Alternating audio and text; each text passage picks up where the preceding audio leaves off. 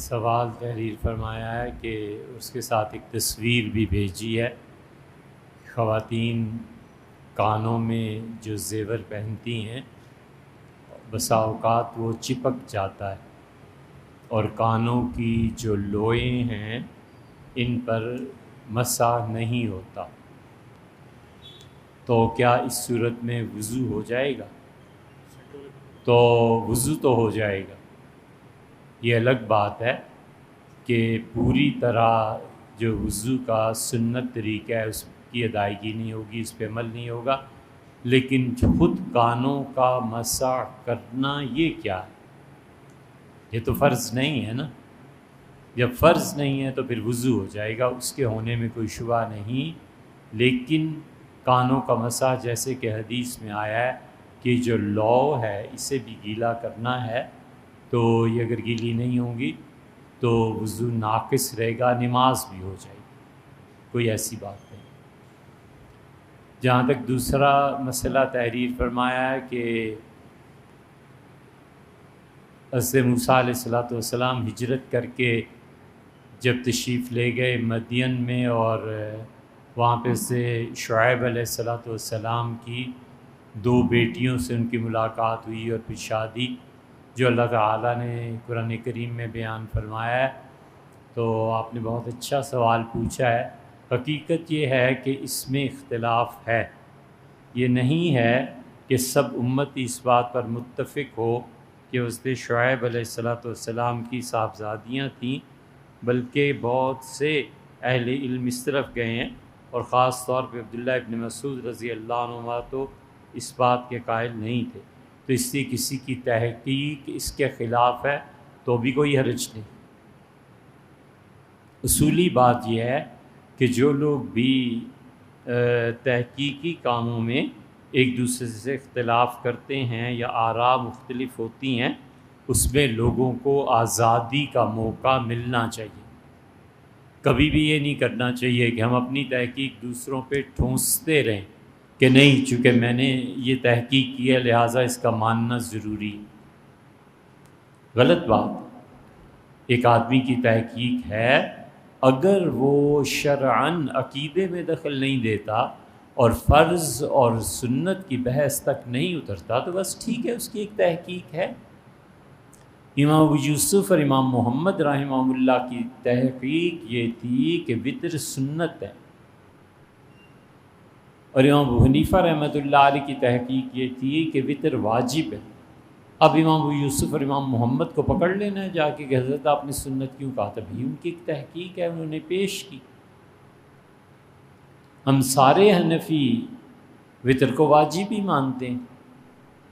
ہم سارے حنفی یہ کہتے ہیں کہ تراویح میں امام کے پیچھے کھڑے ہو کے مصحف قرآن کریم کو دیکھ کے لقمہ دینے سے نماز ٹوٹ جاتی ہے۔ اور آپ اٹھا کر دیکھیں البحر الرائق کو، ابن نجیم رحمۃ اللہ علیہ، ابو حنیفہ ثانی رحمہ اللہ، بڑا مقام تھا ان کا، انہوں نے امام محمد امام ابو یوسف رحمۃ اللہ علیہ کے متعلق لکھا ہے کہ اس کے جواز کے قائل تھے۔ تب کیا کر لینا ہے؟ اس لیے جو تحقیق بھی ہوتی ہے شرعی مسائل میں بھی لوگوں پہ مسلط نہیں کرنی چاہیے۔ فتوے کا البتہ جو قول ہوتا ہے وہ مفتی کا حق ہوتا ہے کہ وہ حالات کے مطابق فتویٰ اس بات پر دے دے یا اس بات پر دے دے۔ کئی مرتبہ فتویٰ شافعی فقہ پہ دینا پڑتا ہے یا مالکیوں کے قول پہ دینا پڑتا ہے، اور وجہ اس کی بنیادی طور پہ یہ ہوتی ہے کہ کوئی آدمی پھنس گیا ہے اس معاملے میں تو دیگر ائمہ میں سے کسی امام کے قول پہ عمل کر لے، وہ بالکل ہی ایک طرف نہ ہو جائے۔ ہر ایک کی تحقیق ہوتی ہے، حدود میں اختلاف ہے۔ ایک حد ایسی ہے جس میں سیدنا علی رضی اللہ عنہ نے کہا کہ اسے شہر بدر کر دیا جائے کافی ہے، ابن مسعود رضی اللہ عنہ نے کہا کہ اسے شہر بدر بھی کیا جائے اور درے بھی لگائے جائیں، کوڑے بھی لگائے جائیں۔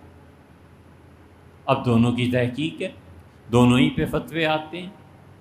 ابن مسعود رضی اللہ عنہ جمعے میں 4 رکعتیں پہلے پڑھتے تھے، فرض کے بعد 2 رکعتیں پھر پڑھتے تھے۔ سیدنا علی رضی اللہ عنہ کوفہ تشریف لے گئے تو لوگ کہتے ہیں ہم نے انہیں دیکھا 2 پڑھتے تھے پھر 4 پڑھتے تھے۔ اور سیدنا عمر رضی اللہ عنہ 2 رکعتوں کے بعد پھر 2 رکعتیں ویسے ہی پڑھنا اسے اچھا نہیں سمجھتے تھے. وہ کہتے تھے اس طرح تمہارے دین میں ایک اضافے کا خدشہ ہے.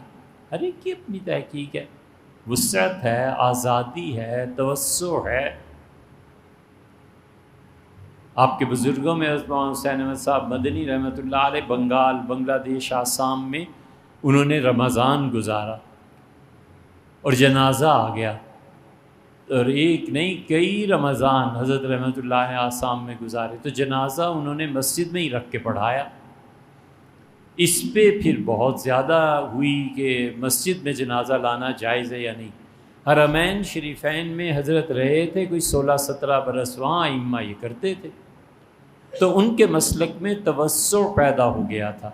اس پہ مولانا ظفر احمد صاحب عثمانی رحمۃ اللہ علیہ نے اپنے فتاویٰ میں نقد فرمایا ہے، اور انہوں نے حنفیہ کا قول نقل کیا ہے، اور حنفیہ کے بڑے اچھے دلائل اس میں تذکرہ فرمایا. اب دونوں کی تحقیق ہے، اس میں لڑنے جھگڑنے کی کیا بات. بالکل اسی طرح سیدنا شعیب علیہ الصلوۃ والتسلیم کی بیٹیاں تھیں، یعنی دونوں طرف امت میں دونوں طرف علماء کے.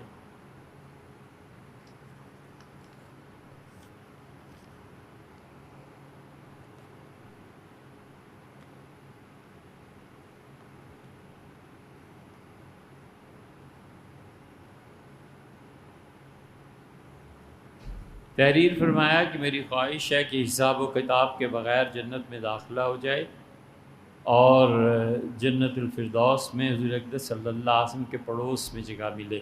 اس کے لیے نماز حاجت پڑھی جا سکتی ہے یا نہیں؟ کوئی ایسا وظیفہ بتا دے. آپ ضرور نماز حاجت پڑھیں. اللہ کے یہاں کیا وعید ہے کہ اللہ تعالیٰ بغیر حساب و کتاب کے جنت میں آپ کو لے جائے، اور خدا کے لیے کیا مشکل ہے کہ حضور صلی اللہ علیہ وسلم کے جوار میں جگہ دے.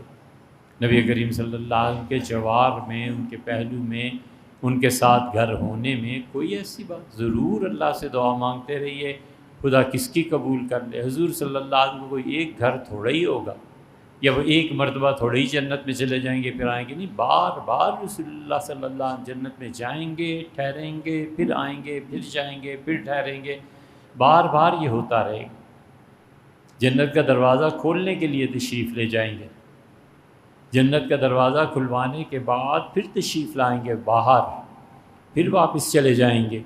پھر وہ بچے، وہ عورتیں جن کے بچے پیدائش سے پہلے ہی دنیا سے چلے گئے یا امید سے تھیں اور امید ختم ہو گئی، یہ بچے اپنی ماؤں کو پکاریں گے. اور حضور صلی اللہ علیہ وسلم کی اس وقت بھی تشریف آوری ہوگی. حدیث میں آیا حضور اقدس صلی اللہ علیہ وسلم جو جہنم میں ان کے امتی ہوں گے ان کے لیے تشریف لائیں گے اور بارگاہ احدیت میں حاضر ہوں گے کہ انہیں بھی نجات ملے، حتیٰ کہ اللہ تعالیٰ کہیں گے نکالو. اچھا دوسری مرتبہ، اچھا تیسری مرتبہ، اور پھر کہیں گے آپ کو اطمینان ہو گیا کہ آپ کی امت میں سے کوئی ایک شخص جہنم میں نہیں رہا. تو آپ کہیں گے پروردگار مجھے اطمینان ہے، اب میرا کوئی امتی جہنم میں نہیں ہے. تو اللہ تعالیٰ 2 یا 2.5 لپوں کے برابر لوگوں کو جہنم سے نکالے گا اور کہے گا یہ بھی آپ کے امتی ہیں، مگر ان کے دل میں اتنا کمزور ایمان تھا کہ جناب والا کو پتہ نہیں چل سکا. اس لیے جو ہم دھڑلے سے ایک دوسرے کو کافر کہہ رہے ہوتے ہیں نا، یہ سوچنا چاہیے کہ ہمارا جو مخاطب ہے اس کے دل میں اتنا کمزور بھی اگر ایمان ہے تو اللہ تو مجھے پکڑ لے گا، پھر کیا ہوگا. مجبوری سے کہنا پڑتا ہے کہ فتوے کی مجبوری ہوتی ہے.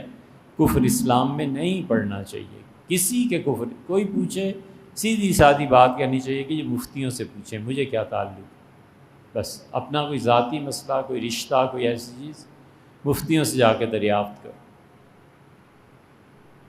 تو اس لیے ضرور 2 رکعتیں پڑھیں. آپ نے پوچھا ہے عمل کون سا؟ کئی اعمال ہیں. ظہر کے بعد سنتیں جو 2 پڑھتے ہیں، اس کے بعد جو 2 نفل ہیں یہ نہیں چھوڑنے چاہیے. اس سے طحطاوی اور شامی دونوں نے لکھا ہے رحمہم اللہ. بڑے مفتی ہیں، بہت بڑے مفتی ہیں، بلکہ پچھلے 200 سال سے انہی کتابوں سے اب ان کے فتوے دیے جاتے ہیں. انہوں نے لکھا ہے کہ 2 رکعت نفل جو پڑھتا رہے گا وہ بغیر حساب و کتاب کے جنت میں چلا جائے گا. اپنے والدین کی خدمت کرتے رہنا چاہیے، بغیر حساب و کتاب کے جنت میں چلا جائے گا. کہ بہت مؤثر نسخہ ہے کہ اپنے والدین کے لیے چاہے وہ زندہ ہوں اور چاہے وہ وفات پا گئے ہوں، روزانہ ان کے لیے ایصال ثواب کرتے رہنا چاہیے۔ مثلا نماز کے آخر پہ ایک چھوٹا سا جملہ ہے، رب ارحمہما کما ربیانی صغیرہ، اے پروردگار میرے والدین پر ایسے ہی مہربانیاں فرما جیسے میں بچہ تھا اور انہوں نے میری پرورش میں بڑی مہربانیاں مجھ پر کی ہیں، اللہ ان پہ تو مہربانی فرما۔ بہت بڑی دعا۔ اس کا نتیجہ یہ نکلتا ہے کہ بغیر حساب و کتاب کے جنت ہوتی۔ حضور صلی اللہ علیہ وسلم کے معیت جنت میں اس کے بھی بہت سے اعمال ہیں۔ مثلا اگر کوئی یہ شخص چاہے کہ رسول اللہ صلی اللہ علیہ وسلم کے ساتھ جنت میں اسے گھر ملے، حدیث میں آتا ہے آپ کے ایک خادم نے عرض کیا تھا تو آپ نے اس سے پوچھا تھا کعب سے، وہ تہجد کے وقت رسول اللہ صلی اللہ علیہ وسلم اٹھے تو پانی اور مسواک اور ہر چیز تیار تھی، اس خدمت پہ بہت خوش ہوئے اور فرمایا مانگو، کیا مانگتے ہو؟ وضو کیا اور فرمایا مانگ جو تیرا جی چاہے، فاسألنی ما شئت، مانگ جو تیرا جی چاہے۔ تو مانگنے والے نے بھی کیا مانگا؟ اس نے کہا مرافقتک فی الجنہ، جنت میں آپ کے ساتھ رہوں۔ تو حضور صلی اللہ علیہ وسلم نے کہا ایسے ہو جائے گا، لیکن اعنی علیہ کثرت السجود، نماز بہت زیادہ پڑھو، سجدے تمہاری اعمال میں کثرت سے ہونے چاہیے۔ تو آپ 2 رکعتیں پڑھتے ہی ہیں، بڑھا لیں اسے، نفل زیادہ کر لیں،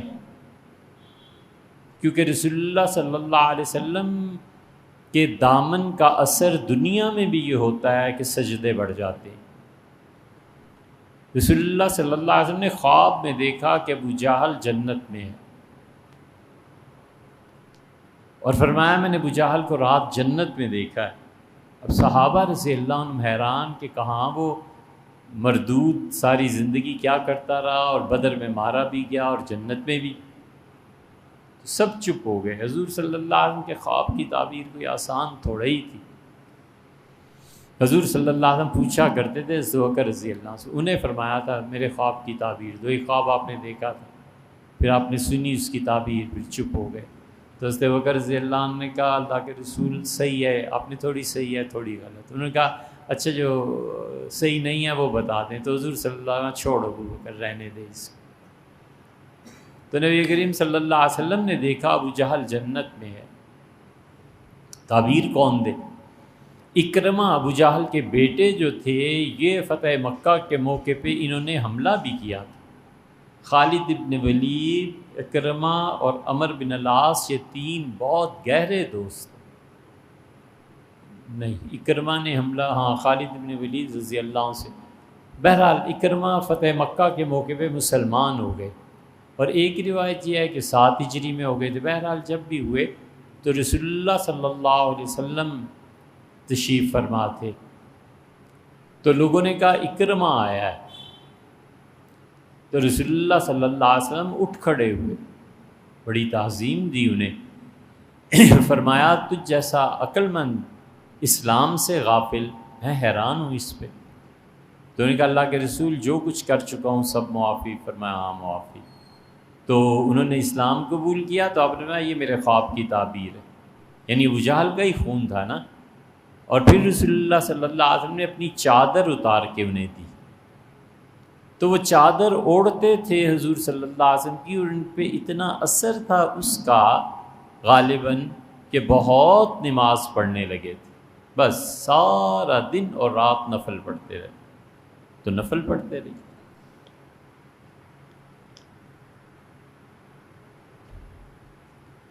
خواہش ہے کہ یتیم بچوں اور بچیوں کے لیے یتیم خانہ کھولنا چاہتا ہوں، مجھے کیا کرنا چاہیے؟ چھوٹے درجے کا سرکاری ملازم ہوں، اور یتیم کی پرورش کے فضائل بھی بتا دیں۔ وہ تو بہت ہیں۔ حضور صلی اللہ علیہ وسلم نے فرمایا مسلمانوں کا سب سے اچھا گھر وہ ہے جس میں کوئی یتیم بچہ ہو جس کی پرورش کی جاتی ہو۔ حضور صلی اللہ علیہ وسلم نے یتیم بچوں کے سر پہ ہاتھ رکھا کرو، اور تمہارے ہاتھ کے نیچے جتنے بال آ جائیں گے اللہ تمہیں اتنی نیکیاں دے گا۔ ایک آدمی نے عرض کیا تھا کہ اللہ کے رسول میرا دل نرم نہیں ہے، بہت سخت ہے، تو رسول اللہ صلی اللہ علیہ وسلم آتا یتیموں کے سر پہ ہاتھ پھیرا کرو، نرم ہو جائے گا۔ بہت فضائل ہیں، لیکن آپ نے جو پوچھا ہے نہیں کرنا چاہیے۔ یتیم بچوں اور بچیوں کے لیے یتیم خانہ نہیں کھولنا چاہیے۔ وجہ اس کی یہ ہے کہ جو لوگ اتنے بڑے بڑے کام کرتے ہیں نا، وہ دو جگہ میں سے ایک جگہ جہنم سوچ لیں، یا تو مال میں گڑبڑ کریں تو آخرت میں جہنم ہے ہی ہے، گڑبڑ نہ کریں تو دنیا میں اب جو ٹرسٹ چل رہے ہیں ان کے اخراجات ہی پورے نہیں ہوتے۔ کوئی کہاں سے اتنا چندہ دے؟ جو 100 کی چیز تھی اب وہ 250 میں ملتی ہے، یہ بیچارہ چندہ کہاں سے دے؟ جب چندے کے تحت وقف اور ٹرسٹ نہیں چلتا تو پریشان ہوتا ہے، پھر یہاں جہنم دیکھتا رہتا ہے۔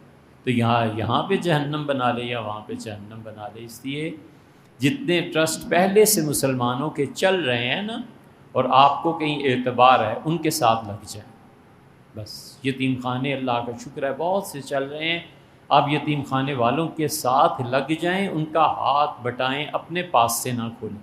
آپ کھولیں گے تو نتیجہ یہ کہ آپ کو پیسہ کہیں سے لانا پڑے، کہاں سے پیسہ آئے گا، کہاں سے؟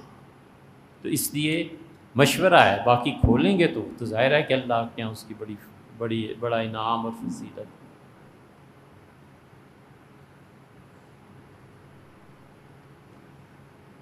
یہ دعائیہ جملے جو آپ نے لکھے ہیں وہ تو ٹھیک ہے، لیکن اس میں جو تعریف ہے نہ کیا کریں، نہ کیا کریں۔ بہت زیادہ طبیعت پہ اثر بھی پڑتا ہے اور نفرت بھی ہوتی ہے، مت کریں تعریف۔ آپ مجھے امتحان میں ڈالنا چاہتے ہیں کہ میں اپنے آپ کو اچھا سمجھنے لگ جاؤں اور جہیں جہنم خرید دوں دنیا میں ہی، والعیاذ باللہ۔ اسلامی تجارت سے کیا مراد ہے، اس کی کیا فضیلت ہے؟ اگر ایک چیز تجارت کی غرض سے 500 تو معاشرے میں اس پہ دیکھیے، تجارت کرنا تو بہت بڑا کام ہے۔ حضور اقدس صلی اللہ علیہ وسلم نے ڈائریکٹ بشارت دی ہے تجار کو، فرمایا تاجرو تم اور انبیاء علیہ الصلوۃ والسلام اللہ کے عرش کے سائے میں اکٹھے ہوں گے، اور آپ نے فرمایا ایماندار تاجر بغیر حساب و کتاب کے جنت میں جائے گا۔ یہ جو بھی پوچھ رہے تھے بغیر حساب و کتاب کے، ایمانداری سے تجارت کریں بغیر حساب و کتاب کے جنت۔ اور رسول اللہ صلی اللہ علیہ وسلم مع الصدیقین، صدیق جو ہیں اس امت کے رضی اللہ عنہ، ان کے ساتھ ایماندار تاجر اٹھایا جائے گا۔ ایک مرتبہ فرمایا کہ تاجرو تم جنت میں جانے والے ہو، لیکن تم قسمیں بھی کھاتے ہو بہت زیادہ، اور دن میں جب تجارت کرتے ہو تو کچھ اونچ نیچ بھی ہو جاتی ہے، اور صدقہ دے دیا کرو تاکہ تمہاری یہ میل کچیل دور ہو جائے۔ بہت ہیں، اللہ نے فرمایا رجال اللہ تلہیہم تجارت ولا بیع عن ذکر اللہ، میرے بندے، اللہ نے کہا وہ تو مرد ہیں جن کی تجارت اور جن کی خرید و فروخت انہیں اللہ کی یاد سے غافل نہیں کرتی۔ دکان ہے، چلتی ہے، سب کچھ ہے، اس کے باوجود اذان سنتا ہے تو کہتا ہے چلا میں نماز پڑھنے کی۔ بڑی قربان ہے، بہت قربان ہے، حتیٰ کہ اس کی عادت بن جاتی ہے، اور پھر عبادت تو ہوتی ہی ہوتی ہے۔ اس لیے ان کے فضائل تو بہت ہیں۔ رہ گئی یہ کہ چیز کہ وہ 500 کی کتنے میں فروخت کر لے، 500 کی ہے تو 750 میں فروخت کر لے، آدھا منافع تو جائز ہی۔ پھر دوسری چیز یہ ہے جو مارکیٹ میں ریٹ ہے نا اسے نہ توڑے۔ سیدنا عمر رضی اللہ عنہ تشریف لائے تھے بازار میں، تو پوچھا یہ چیز کتنے کی ہے، اس سے کہا اتنے کی۔ فرمایا باقی لوگ کتنے کی بیچ رہے ہیں، اس کا اتنے کی، تم نے کیوں کم رکھا ہوا ہے؟ اس نے کہا غریبوں کی مدد کے لیے، یا لوگوں کی غریبوں تو نہیں، لوگوں کی مدد کے لیے۔ آپ نے فرمایا یا تو مارکیٹ کے ریٹ پہ اس چیز کو بیچو یا اٹھو یہاں سے چلے جاؤ۔ مارکیٹ میں ایک ریٹ ہوتا ہے نا، سب جگہ وہی بکتی ہے چیز، اب کوئی کم کر لے کوئی زیادہ کر لے، منع فرمایا اس سے۔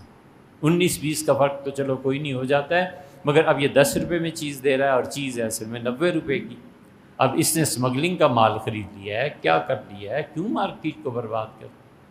اور تیسری چیز یہ ہے کہ گورنمنٹ فکس کر دے کہ یہ اتنی چیز اتنے میں بکے گی، بس ٹھیک ہے۔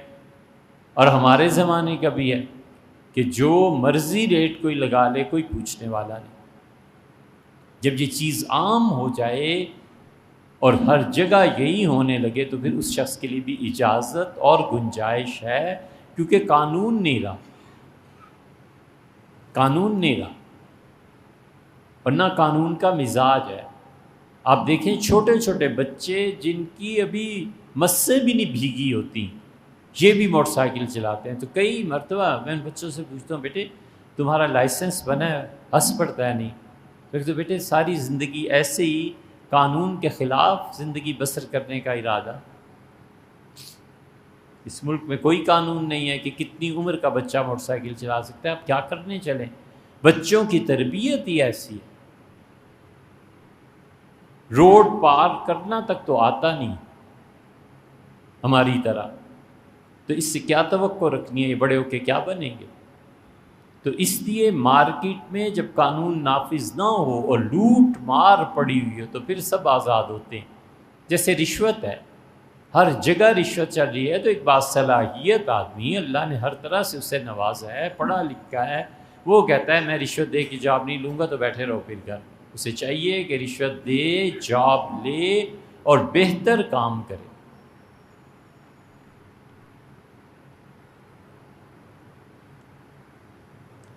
استغفار پہ اولاد مل جاتی ہے، یہ تو قرآن میں آیا ہے۔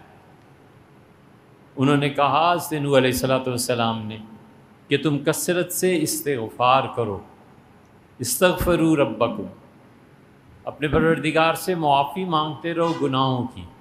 یرسل علیکم مدرارا، اللہ مسلسل بارش نازل کرے گا۔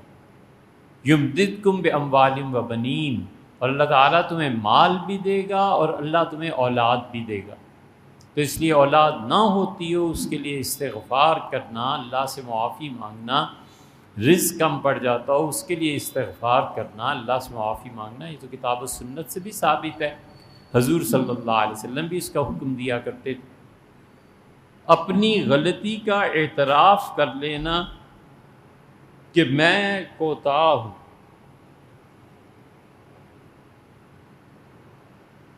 اور اپنی نیکیوں پر نظر نہ جانا، یہ بس انہی لوگوں کو نصیب ہوتا ہے جن پہ اللہ کا خاص فضل ہوتا ہے۔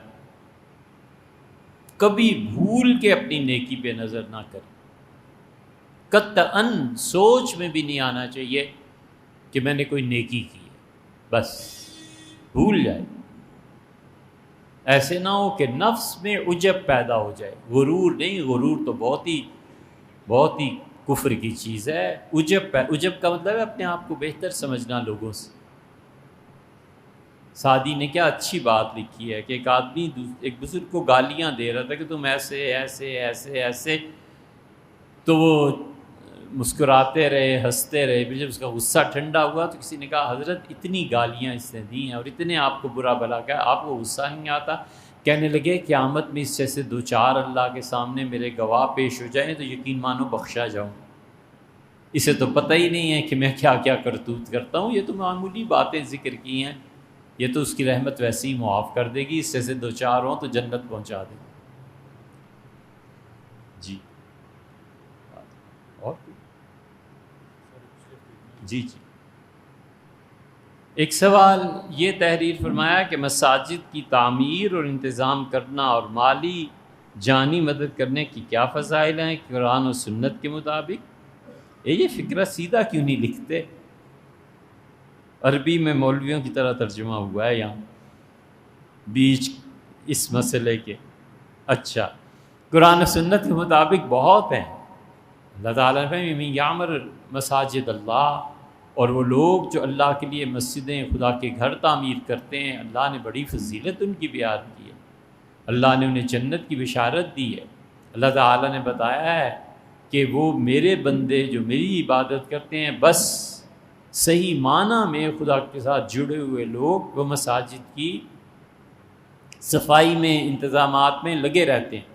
حضور صلی اللہ علیہ وسلم فرمایا تم جس شخص کو دیکھو کہ مسجد آتا جاتا ہے اس کی جنت کی گواہی دینا۔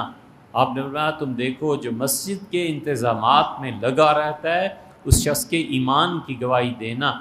یا تو مراد یہ ہے کہ اگر کہیں جھگڑا کوئی چیز ہو تو کہنا چاہیے کہ یہ مومن ہے، یا مطلب یہ ہے کہ اس کے جنازے میں شرکت کرنا، اس کے ایمان کی گواہی دینا، یعنی جو مسجد کا بندوبست کرتا ہے، پانی کا، کنویں کا، صفوں کا، ہر وقت مسجد کی فکر، خیال، چندہ جمع کرو، یہ کرو یہ کرو، اس کا جنازہ ضرور پڑھنا۔ وجہ دوسری حدیث میں آیا، حضور صلی اللہ علیہ وسلم فرمایا مومن کی روح جب اس کی جسم سے جدا ہوتی ہے تو اللہ تعالیٰ 6 انعامات تو فوری طور پہ اس پہ کرتا ہے۔ ایک تو اس کی روح کو اللہ اپنے عرش کے نیچے بلا لیتا ہے، دوسرے اس کی بخشش ہو جاتی ہے، تیسرے اس کے لیے جنت کے دروازے کھول دیے جاتے ہیں، اور چوتھے نمبر پہ فرمایا کہ جو اس کا جنازہ پڑھنے کے لیے آتا ہے اللہ اس سے کہتا ہے یہ سب تیرے مہمان ہیں، تجھے رخصت کرنے آئے ہیں، تو تیری عزت اسی میں ہمیں معلوم ہوتی ہے کہ ہم ان سب کو بخش دیں، جو تیرا مہمان ہے وہ محروم نہ جائے۔ تو اس لیے فرمایا کہ اس کے جنازہ ضرور پڑھنا۔ مسجد کے خادم کا اتنا اہتمام تھا کہ حضور صلی اللہ علیہ وسلم تشریف لائے اور فرمایا وہ ایک افریقی مرد تھا یا عورت تھی، دونوں طرح کی روایات آتی ہیں۔ آپ نے فرمایا وہ کہاں گئی؟ عورت خدمت کرتی مسجد کی، یا پھر کوئی مرد تھا، مختلف ہیں روایات۔ تو آپ نے فرمایا وہ کہاں ہے؟ نظر نہیں آ رہی۔ تو عرض کیا گیا کہ اللہ کے رسول اس کا انتقال ہو گیا تھا۔ فرمایا وہ تو مجھے کیوں نہیں بتایا؟ ان کے جی رات کا وقت تھا، ہم نے جنازہ پڑھ کے دفن کر دیا کہ حضرت والا کی نیند میں خلل نہ پڑے۔ تو حضور صلی اللہ علیہ وسلم نے فرمایا تمہیں پتہ نہیں ہے، ڈانٹ پڑی، فرمایا تمہیں پتہ نہیں ہے میرا کسی کا جنازہ پڑھ دینا اس کی قبر کو خدا نور سے بھر دیتا ہے۔ اور پھر فرمایا دلنی علی قبر، دلونی علی قبر، مجھے بتاؤ اس کی قبر کہاں ہے۔ پھر قبر پہ تشریف لے گئے اور رسول اللہ صلی اللہ علیہ وسلم نے قبر پر جنازہ پڑھا۔ یہیں سے حنفی فقہا کہتے ہیں کہ جب تک یہ یقین ہو کہ میت کا جسم ٹکڑے ٹکڑے نہیں ہوا ہوگا، گندگی خون پیپ وغیرہ میں ملوث نہیں ہوا ہوگا، قبر پر جنازہ پڑھا جا سکتا ہے، بشرطے کہ پہلے جنازہ نہ پڑھا گیا۔ تو حضور صلی اللہ علیہ وسلم جا کے قبر پہ جنازہ، تھوڑے فضائل ہیں، کتاب و سنت بھری پڑی۔ سیدنا عمر رضی اللہ عنہ کہتے تھے کہ اگر خلافت نہ ہوتی میری ذمہ داری تو میں تمہاری مسجد کا خادم ہوتا، اور ایک جگہ فرمایا میں مؤذن ہوتا، اذان دیا کرتا۔ یہ بھی ایک عمل ہے۔ حضور صلی اللہ علیہ وسلم نے فرمایا تھا 7 سال 7 ایئرس یا 12 سال مسلسل اذان دیتے رہنا، اللہ تمہیں بغیر حساب و کتاب کے جنت میں لے جائے گا۔ علامہ سیوطی رحمۃ اللہ علیہ نقل حدیث میں کوئی اتنے معتبر نہیں ہیں، بہت سی بائی تبائی روایتیں بھی لکھتے رہتے ہیں۔ سیوطی رحمۃ اللہ علیہ لکھتے بہت ہیں، تو 700-800 کتابیں لکھی ہوں گی، اور کوئی علم دین کا شعبہ شاید ہی رہ گیا ان کے قلم سے۔ سیوطی نے پورا غالباً رسالہ لکھا ہے، پڑھنے کا بھی اتفاق ہوا تھا کہ کون سے لوگ ہیں جنہیں بغیر حساب و کتاب کے جنت میں لے جایا جائے گا، کون سے لوگ ہیں جن کو قبر میں عذاب نہیں دیا جائے گا۔ ان میں اس عورت کا متعلق بھی لکھا ہے جو فیملی وے میں بچے کی ولادت میں اس عمل میں اس کا انتقال ہو جاتا ہے، اس کے متعلق بھی آتا ہے حضور صلی اللہ علیہ وسلم سے قبر کا عذاب نہیں ہوگا۔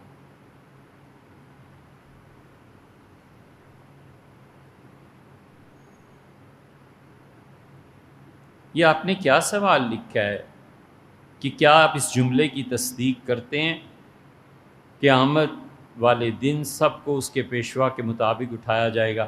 نہ تصدیق کروں اور کفر کروں، یہ کیا سوال ہے؟ اللہ تعالیٰ نے فرمایا ندعو کل اناس بامامہم، قیامت میں ہر شخص کو پکارا بلایا جائے گا اس کے لیے جس کی وہ پیروی کرتا تھا۔ یہ قرآن کی آیت ہے، جو اس کی تصدیق نہیں کرے گا کفر کرے گا نا، ولیعذ باللہ۔ یہ کیا سوال ہے؟ اگر یہ درست ہے، واقعی یہ درست ہے، آپ کو بھی ماننا ہے ہمیں بھی ماننا ہے، تو قرآن کی آیت ہے۔ اس کا مطلب ہے دنیا میں کامل مرشد ضروری ہے۔ بڑی لمبی بحث ہے، مگر اس کا سیدھا سادہ سا مطلب یہ ہے کہ جو آدمی جس شخص کی رائے اور فکر پہ چلتا تھا قیامت میں اس کے ساتھ اٹھایا جائے.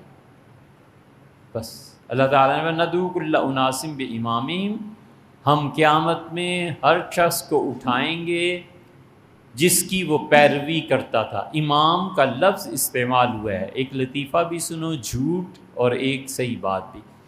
لطیفہ اور جھوٹ یہ ہے کہ لوگ کہتے ہیں کہ امام کی جمع ہے، کہتے ہیں ماں کو. تو اس پہ جھوٹ اور لطیفہ یہ ہے کہ کہتے ہیں قیامت میں ہر شخص اپنی ماں کے نام کے ساتھ پکارا جائے گا. پھر اس کو تڑکا لگاتے ہیں کہ باپ کا تو چونکہ یقینی طور پہ پتہ نہیں ہوتا، تو قیامت میں بہت سے بچوں پہ پردہ پڑا رہے کہ ان کا باپ کون ہے. اس وجہ سے دیکھو قرآن میں آیا ہے کہ ماؤں کے نام سے، سب جھوٹ پہ مبنی ہے. اللہ نے امام کا لفظ فرمایا ہے، کی جمع امام نہیں بنتی. امام کا مطلب یہ ہے کہ جس کی پیروی کی جائے. اب ایک شخص ابو حنیفہ رحمۃ اللہ علیہ کی پیروی کرتا ہے، وہ حضرت امام رحمۃ اللہ علیہ کے قریب ہوگا. ایک شخص اپنے زمانے میں کسی اعتماد کے عالم دین کو مانتا ہے، وہ ان کے ساتھ اٹھایا جائے گا. ایک شخص ان کا اعتبار کرتا ہے، مرید ہو جاتا ہے، وہ شخص ان کے ساتھ اٹھایا جائے گا.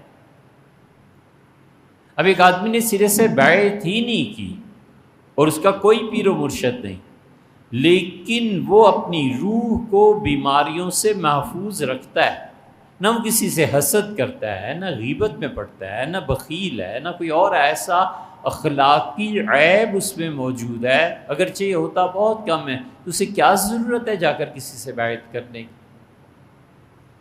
یہ بیعت اسی لیے کی جاتی ہے کہ بنیادی طور پر انسان جو کچھ سوچتا ہے نا وہ ہے. بس انسان اس کا نام نہیں ہے، یہ جو جسم ہے، انسان روح کے ان خصائل کا نام ہے جو کچھ وہ سوچتا ہے، اور اس میں بنیاد 3 چیزیں ہیں.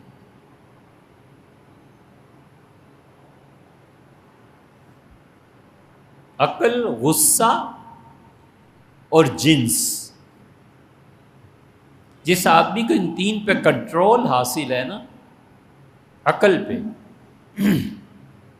کہ اگر فلانے سے یہ کہا جائے تو پیسے لے لیں گے، اور اس کی عقل تو ہے نہیں، دیکھو اس کی زمین اس کے نام کرا دو. عقل کا پاگل ہے، اس کو بے وقوف بناتے ہیں، ولیعوذ باللہ. اسے خبر نہیں ہے کہ اس کو تو عقل نہیں ہے، مگر جس سے پیدا کیا ہے اس کو تو تم دھوکہ نہیں دے سکتے. اسی طرح غصہ ہے کہ غصے کو اس حد تک طبیعت سے نکالنا چاہیے کہ جہاں غصہ کرنا پڑے مصنوعی طور پہ غصہ طاری کرے. مصنوعی طور پہ غصہ طاری، بچے کو ڈانٹنا ہے تو شکل ایسی بنائے، آواز ایسی آنی چاہیے گویا ابا یا فلاں سخت غصے میں ناراض ہوتے ہیں، لیکن حقیقت میں کچھ بھی نہیں. وہ تو غصہ نافذ کر. ہمارے شیخ رحمۃ اللہ علیہ تھے، مولانا زکریا صاحب رحمۃ اللہ، شیخ کی طرف سے سخت ڈانٹ پڑتی تھی. اوفو، جس سے محبت ہوتی تھی اس کی ڈانٹ کا تو پوچھو مت. تو جس کو جب کافی سال گزر گئے تو جس کو ڈانٹ پڑتی تھی، حضرت شیخ رحمۃ اللہ علیہ کے خلفاء بڑے ہنستے تھے، کہتے تھے اب اس کو خلافت دینے کا وقت آ گیا. شیخ جو کمی ہوتی تھی نا اس میں شدید ڈانٹ پلاتے تھے کہ اپنی کمی کو دور کرے. ایک مرتبہ فرمایا کہ کچھ کو میں نے اجازت دے دی ہے ڈانٹ کے بعد، اور کچھ کو اجازت دی ہے کہ میری موت کا جھٹکا انہیں ان گناہوں سے نکال دے گا. تو یہ ہوتا ہے، ایسی چیزیں. غصہ رہے ہی نہ طبیعت. اور تیسرے جنس، وہ تو موت تک جان نہیں چھوڑتی. عورت کا آخری گناہ اس کی زبان سے ہوتا ہے، بس جب تک بند نہ ہو جائے اس کے گناہ نہیں رکتے. اور مرد کا آخری گناہ اس کی آنکھ ہے، جب تک اس سے روح نہ نکل جائے نا اس کے گناہ بھی نہیں ختم ہوتے. تو بہتر ہے موت کا انتظار کیے بغیر ہی اپنی زبان اور اپنی آنکھ کو صاف پاک رکھ لینا چاہیے. یاد رکھو، جس شخص کی تنہائی پاک نہیں ہوتی نا، اللہ عز و جل کی معرفت حرام ہے اس پہ، حرام. وہ اللہ کی راہ کی خوشبو بھی نہیں پا سکتا جس شخص کی تنہائیاں پاک نہیں ہوتی۔ اس لیے یہ تین ہی تو چیزیں ہیں، انہی کے لیے پیر و مرشد ہوتا ہے، انہی کے لیے شیخ ہوتے ہیں، انہی کے لیے بندہ جا کے عرض کرتا ہے کہ حضرت یہ چیزیں آتی ہیں، یہ سوچ میں آتا ہے، آپ بتائیں کیا کریں۔ تو اگر کسی انسان کی روح بیمار ہو جائے تو اسے کہتے ہیں جاؤ شیخ سے ملو، کسی سے علاج کراؤ، کسی کو ہو ہی نہ۔ اب بنیادی طور پہ اسے مسئلہ ہی نہیں ہے کسی کو دھوکہ دینے کا، اللہ نے طبیعت اتنی اچھی رکھی ہے تو اب اس کو کیا ضرورت پڑی ہے کہ جا کے کہے دھوکہ دینے سے بچنے کی کیا ضرورت پڑی۔ ایک آدمی ہے، اللہ تعالیٰ نے جو بھی خواہشات دی ہیں، وہ بیوی ہے، شوہر ہے، پوری ہو جاتی ہیں، اس کے علاوہ اسے کسی سے رغبت غرض ہی نہیں ہے، کیا ضرورت ہے اس کو جا کے ان کاموں میں دخل دینے کے لیے کہ اس کا علاج، شیخ کو کیا ضرورت پڑی ہے؟ اگر عقل ہے تو اسے کیوں کہتا ہے کہ ایسے کرو ایسے، بھی اس میں ہے ہی نہیں یہ مسئلہ، آپ کیوں اس کے پیچھے پڑے ہوئے؟ تو شوق ہوتا ہے نا بیعت کرنے کا بھی، ہاں بھئی نماز کے بعد سارے بیٹھ جاؤ، سب بیعت کرو، ولیعذ باللہ، یہ بھی ایک شوق چراتا ہے۔ ہمارے مشائخ اتنی جلدی بیعت نہیں کرتے تھے جتنے اب یہ دیوبندی پیر لوگوں کو خلافت دیتے، سلسلے ایسے ہی ختم ہو جاتے ہیں۔ گولڑا شریف کا سلسلہ کیوں آخر اتنا اختتام کو پہنچا؟ چشتیہ نظامیہ اتنے خلفاء ہو گئے کہ آگے بات ہی ختم ہو گئی۔ پرانے جو مشائخ تھے زندگی بھر خلافت کا نام ہی نہیں تھا، کوئی بات ہی نہیں کرتا تھا۔ اتنے بڑے آدمی تھے حضرت فرید الدین مسعود شکر گنج رحمۃ اللہ علیہ، مجدد تھے اپنے سلسلے کے، شیخ کے 7-8 خلفاء ہوئے، زیادہ خلفاء ہی نہیں ہوئے۔ حضرت ابو سعید ابو الخیر رحمۃ اللہ علیہ نے ساری زندگی بیعت ہی نہیں کیا، 2 آدمیوں کو بیعت کیا تھا اور دونوں کو خلافت دے دی تھی، باقی ساری زندگی چھٹی۔ اتنی جلدی بیعت ہی کوئی نہیں کرتا تھا۔ ہم نے اپنے حضرت کو دیکھا، مولانا ابو الحسن علی ندوی رحمۃ اللہ علیہ کو بیعت کے لیے لوگ کہتے تھے، ہمارے فلاں کے پاس چلے جاؤ، فلاں طرف چلے جاؤ، فلاں کے پاس چلے جاؤ، آپ کہاں سے پہلے بیعت تھے؟ حضرت فلاں سے، اچھا اب ان کے خلفاء میں فلاں موجود، ادھر چلے جائیے۔ اور یہ تو بہت تھا کہ کہتے تھے شیخ کے ہوتے ہوئے بیعت، توبہ کیجیے، توبہ دو، شیخ زندہ ہے، مولانا زکریا صاحب رحمۃ اللہ علیہ، حضرت شیخ زندہ ہیں، وہاں سے بیعت ہو جائیے۔ تو اس لیے یہ جو آپ نے پوچھا ہے نا، جو آدمی جس کی پیروی کرتا ہے، جس کو اپنے لیے وہ قدوہ مانتا ہے، قابل اتباع مانتا ہے، ان کو بڑا سمجھتا ہے، اللہ تعالیٰ قیامت میں اسے اس کے ساتھ اٹھائے گا۔ حضرت تمیم داری رضی اللہ عنہ مسجد میں چراغ روشن کرتے تھے۔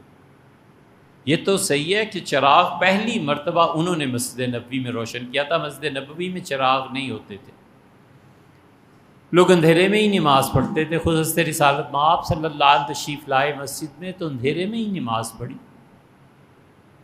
ایک دن تشریف لائے تو دیکھا مسجد میں چراغ رکھے ہوئے ہیں، بہت خوش ہوئے، پوچھا یہ کس نے کیا؟ تو عرض کیا گیا تمیم داری پادری تھے، یہ القدس سے آئے تھے رسول اللہ صلی اللہ علیہ وسلم کے پاس ایمان قبول کرنے کے لیے، اور چونکہ گرجوں میں چراغ جلتے تھے تو انہیں وہ ایک ریت اور روایت، انہوں نے یہاں بھی آ کے چراغ جلائے، حضور صلی اللہ علیہ وسلم بڑے خوش ہوئے۔ ابن ماجہ میں ہے غالباً کہ فرمایا میری کوئی اور بیٹی ہوتی تو میں ان کے نکاح میں دے دیتا۔ تو اس میں پوچھنا کیا ہے؟ یہ تو ہے، البتہ ہمیں یہ کہنا ہے کہ چراغ، گاف، یہ کون سی لغت ہے؟ عین کے بعد غین آتا ہے۔ سیدنا علی رضی اللہ عنہ کی پیدائش کس جگہ پہ ہوئی؟ اور سیدنا علی رضی اللہ عنہ کی پیدائش بیت اللہ کے اندر ہوئی، تو اس میں کیا حکمت ہے؟ سیدنا علی رضی اللہ عنہ کی پیدائش پہ بہت سے مورخین نے لکھا ہے کہ وہ بیت اللہ میں پیدا ہوئے، اور بہت سے اس کا انکار بھی کرتے ہیں۔ تاریخ الخمیس وغیرہ دیکھیں تو وہ لوگ انکار کرتے ہیں، وہ کہتے ہیں جیسے گھروں میں ہوتی، اور جو مانتے ہیں وہ بات اتنی سی ہے کہ امیر المومنین سیدنا علی رضی اللہ عنہ کی والدہ فاطمہ بنت اسد تھی۔ یہ فاطمہ بنت اسد یہ اہلیہ تھیں حضرت ابو طالب کی، اور اتنی عظیم خاتون تھیں کہ حضور صلی اللہ علیہ وسلم نے اپنی چادر دی تھی ان کے کفن کے لیے۔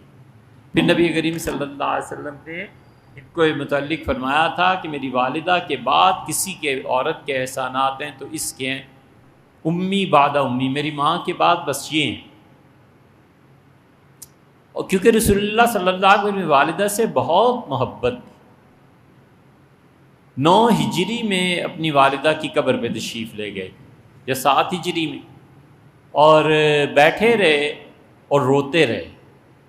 تو جب آنسو تھمے تو آپ کھڑے ہوئے، تو صحابہ رضی اللہ عنہ کو بڑی حیرت ہوئی، ان کا اللہ کے رسول آپ جیسا ہمت اور حوصلے کا آدمی والدہ کی قبر پہ آ کے رو پڑا، مراد ان کی یہ تھی۔ تو رسول اللہ صلی اللہ علیہ وسلم نے فرمایا کہ ادرکتنی رحمتہ، بچپن میں جو شفقتیں میرے حال پہ تھیں نا، مجھے وہ یاد آ گئی، ماں میرے ساتھ کتنی اچھی تھی۔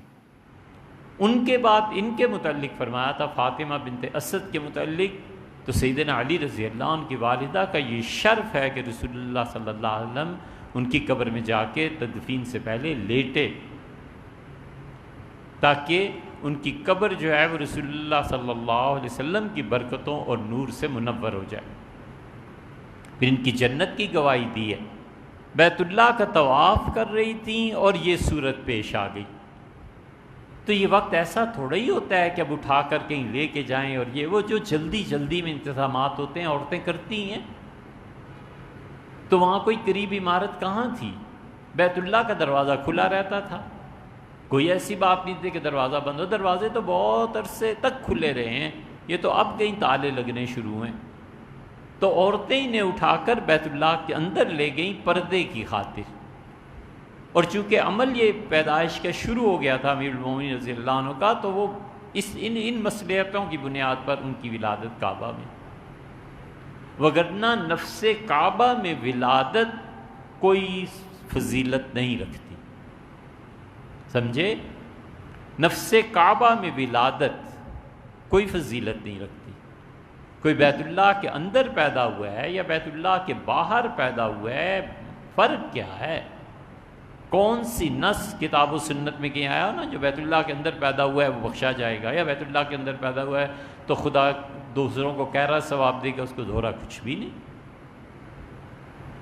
نکلنا چاہیے جذبات کی اس دنیا سے اور حقائق کو دیکھنا چاہیے۔ ثواب کا تعین نبی کرتا ہے، یہ نبوت کے فرائض میں سے نبوت کرتی ہے کہ نماز پڑھو گے اتنا ثواب ملے گا، یہ صورتیں پڑھو گے اور زیادہ ثواب ملے گا، بیت اللہ میں پڑھو گے اور زیادہ۔ حضور صلی اللہ علیہ وسلم کر سکتے تھے، امت میں کسی کا حق یہ نہیں ہے کہ وہ لوگوں کو یہ بتائے۔ تو نفس کعبہ میں پیدا ہونا اپنے اندر کوئی فضیلت نہیں رکھتا، وگرنہ امیر المومنین سیدنا علی رضی اللہ عنہ سے بڑے آدمی موجود ہیں، اور اللہ نے یہ وقت انہیں نہیں دیا، نہ ہوا ایسے۔ آپ اس پہ غور کریں کہ قرآن نے سیدنا علی رضی اللہ عنہ کے معاملے میں وجہ فضیلت کیا بیان کی ہے۔ سیدنا علی رضی اللہ عنہ قافلے میں آئے تھے، عمرہ کیا، رسول اللہ صلی اللہ علیہ وسلم کی تشریف آوری، ان کی ہمراہی، ان کی خدمت میں رہ کے۔ عقیل زندہ تھے، بھائی بھتیجے زندہ تھے، انہوں نے کہا علی کتنی شادیاں کی؟ ان کا ایک۔ ان کا ایک شادی بھی مرد کے لیے کوئی چیز ہے یار؟ مدینہ میں رہتے ہو اور ایک شادی، ہم تمہاری دوسری شادی کروائیں گے۔ سیدنا علی رضی اللہ عنہ خاموش رہے، انہوں نے رشتہ چنا ابو جہل کی بیٹی کا، اور یہ خبر پہنچ گئی رسول اللہ صلی اللہ علیہ وسلم تک کہ امیر المومنین سیدنا علی رضی اللہ عنہ کے جو بھائی بند ہیں یہ ان کی دوسری شادی ابو جہل کی بیٹی سے کر رہے ہیں۔ تو حضور صلی اللہ علیہ وسلم بیت اللہ میں تشریف لائے، لوگوں کو جمع فرمایا اور خطبہ دیا۔ اگرچہ اس خطبے کا اہل تشیع انکار کرتے ہیں، مگر ہمارے یہاں مسلم میں ہے، ہمارے یہاں مستند روایات میں ہے، حضور صلی اللہ علیہ وسلم نے فرمایا علی اگر اللہ نے جو چیز حلال قرار دیا ہے جائز، میں اسے حرام نہیں کہتا، اور جو حرام کر دیا ہے اسے میں جائز نہیں کہتا۔ علی اگر چاہتے ہیں کہ ابو جہل کی بیٹی سے شادی کریں تو میری بیٹی کو طلاق دے دیں۔ میں اللہ کی قسم کھا کے کہتا ہوں کہ میری بیٹی اور اللہ کے دشمن کی بیٹی ایک گھر میں نہیں رہ سکتی۔ فرمایا میں دوبارہ قسم کھاتا ہوں کہ میری بیٹی اور خدا کے دشمن کی بیٹی ایک گھر میں نہیں رہ سکتی۔ میں تیسری مرتبہ قسم کھاتا ہوں کہ میری بیٹی اور ابو جہل کی بیٹی ایک گھر میں نہیں رہیں گی، نہیں رہ سکتی، اور اگر علی یہ چاہتے ہیں کہ اسے گھر میں لائیں، میری بیٹی کو طلاق دے دیں، اور علی کو معلوم نہیں ہے کہ بضعۃ منی، میری بیٹی میری جان ہے، میرا جسم ہے، انہیں نہیں معلوم کہ ہر وہ چیز جو فاطمہ کو تکلیف دیتی ہے وہ مجھے تکلیف دیتی ہے، جو اسے ناگوار گزرتی ہے مجھے ناگوار گزرتا ہے علیہ السلام۔ سیدنا علی رضی اللہ عنہ تھرا گئے، چپ ہو گئے۔ ساری زندگی جب تک فاطمہ رضی اللہ عنہ کوئی شادی، نام ہی نہیں، تذکرہ ہی نہیں، اس میں ایک بحث چھڑی، اور خلاصہ اس کا یہ ہے کہ انہوں نے کہا علی تم کیا نیکی کرتے ہو مدینے میں، ہماری نیکیاں دیکھو، ہم ہر سال جو آتے ہیں انہیں زمزم کا پانی پلاتے ہیں، زمزم پلاتے ہیں، اور ہر سال بیت اللہ کی تعمیر، اس میں کوئی حاجی اتنے آنا جانا، کوئی چیز ٹوٹ گئی ہو گیا، مرمت کرتے ہیں۔ اللہ نے آیت نہیں نازل کر دی، اللہ نے فرمایا جعلتم سقایت الحاج، حاجیوں کو پانی پلانا۔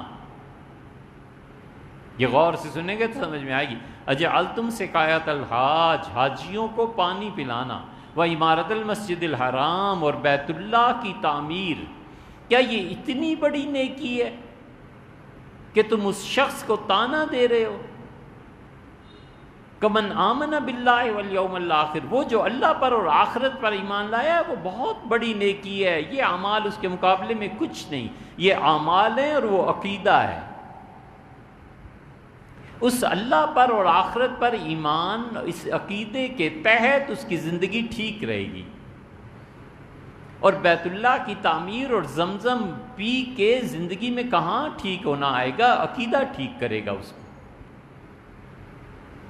تو اللہ نے بیت اللہ کی تعمیر اور زمزم، اس سے زیادہ ثواب اس کا قرار دیا جو اللہ اور آخرت پر ایمان لاتا ہے۔ آپ اسی پہ قیاس کر لیجئے، سیدنا علی رضی اللہ عنہ بیت اللہ میں پیدا ہوئے ہیں، لیکن وہ بڑا کام اللہ کا فضل ہے، یا اللہ کا فضل یہ ہے کہ سیدنا علی رضی اللہ عنہ نے خوارج کے خلاف جنگ کی ہے، سند لی ہے رسول اللہ صلی اللہ علیہ وسلم سے، فرمایا ہے علی سے جو محبت کرتا ہے وہ مجھ سے محبت کرتا ہے، سند لی ہے، اتنا بڑا نام کسی کا نہیں۔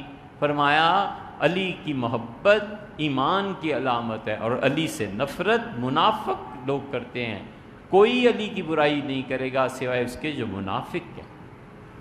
تو سیدنا علی رضی اللہ عنہ کی نفس کعبہ میں پیدا ہونے پہ کوئی فضیلت نہیں، امیر المومنین رضی اللہ عنہ اس سے کہیں بلند و بالا آدمی۔